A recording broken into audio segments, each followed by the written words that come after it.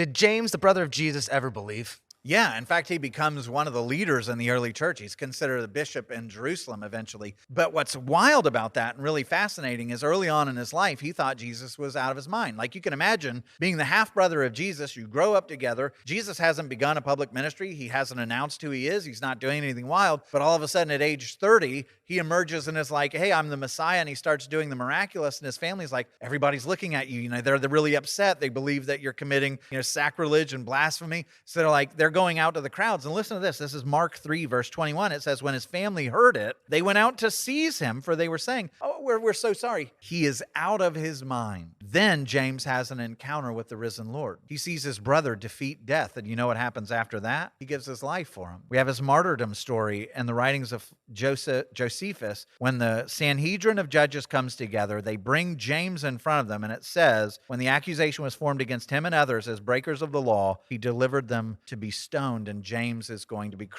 stoned to death. And we have his burial box. And on his burial box, it's an inscription that says, James, son of Joseph, brother of Jesus. You never mentioned a brother, but this was a very special brother.